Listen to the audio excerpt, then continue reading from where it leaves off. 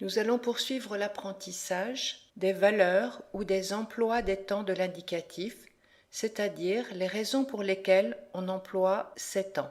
Nous abordons maintenant l'imparfait et le passé simple de l'indicatif. Pour l'imparfait, il a 4 valeurs essentielles. La première est la description dans le passé. Un exemple simple, des cils très longs donnaient à ses yeux un air triste. Un autre exemple, il s'agit d'une casquette, elle commençait par 3 boudins circulaires, puis s'alternaient séparés par une bande rouge, des losanges de couleur et des poils de lapin. Venait ensuite une façon de sac qui se terminait par un polygone cartonné, couvert d'une broderie, pour noter qu'on peut décrire avec d'autres verbes que des verbes d'état, mais qu'il ne s'agit pas d'une action. Un second emploi très fréquent de l'imparfait est celui d'une habitude passée. Un exemple simple, le goujat, plus furieux chaque matin, partait de son pas lourd à travers les blés. Nous avions l'habitude, en entrant en classe, de jeter nos casquettes par terre, afin d'avoir ensuite nos mains plus libres. Il fallait, dès le seuil, les lancer sous le banc, de façon à frapper contre la muraille, en faisant beaucoup de poussière. C'était là le genre. Enfin, l'imparfait exprime une action en cours de déroulement dans le passé. La bête jeûnait, maigrissait, dépérissait. Cet emploi permet aussi de mettre en scène des actions simultanées. Un exemple littéraire, mais bientôt l'émotion disparut et, se balançant au rythme de l'orchestre, elle glissait en avant, avec des mouvements légers du cou. Un sourire lui montait aux lèvres à certaines délicatesses du violon qui jouait seul quelquefois, quand les autres instruments se taisaient. Il s'agit bien là de verbes d'action, jouer, monter aux lèvres, se taire, une action figée dans le temps grâce à l'emploi de l'imparfait. Le dernier emploi de l'imparfait est le même, une action en cours de déroulement dans le passé, mais qui est associée à un ou plusieurs passés simples. L'action à l'imparfait devient alors une action de second plan, qui semble s'effacer dans la scène décrite. Un exemple simple, les hommes enfouirent le cheval, passé simple, à l'endroit où il était mort de faim. Un exemple littéraire. Où allons-nous donc ? Il ne répondit rien.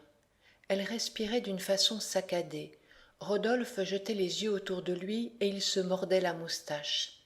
Ils arrivèrent à un endroit plus large où l'on avait abattu des baliveaux. Ils s'assirent sur un tronc d'arbre renversé et Rodolphe se mit à lui parler de son amour. Un passé simple au début du passage, répondit. Plusieurs ensuite arrivèrent, s'assirent et se mit. Mais entre les deux, elle respirait d'une façon saccadée et Rodolphe jetait les yeux autour de lui et il se mordait la moustache, constituent des actions d'arrière-plan. Les emplois du passé simple sont au nombre de 3.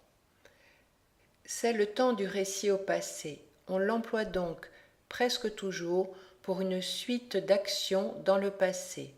Par exemple, il le toucha du pied, leva une jambe, puis la laissa tomber. Un autre exemple littéraire, il voyagea. Il connut la mélancolie des paquebots, les froids réveils sous la tente, l'amertume des amitiés interrompues. Il revint, il fréquenta le monde, et il eut d'autres amours encore. Le passé simple exprime également et toujours une action vue comme achevée dans le passé, une action terminée par des bornes temporelles. L'herbe poussa drue. Un autre exemple, 2 jours après la noce, les époux s'en allèrent. Enfin, le dernier emploi du passé simple reprend cette même valeur d'action achevée dans le passé, mais cette fois, elle est déterminée par la présence d'imparfaits qui constituent l'arrière-plan. C'est l'action de premier plan passé. Les hommes enfouirent le cheval à l'endroit où il était mort de faim. Dans l'extrait déjà vu pour l'imparfait, le passé simple et l'imparfait se servent l'un à l'autre de contexte.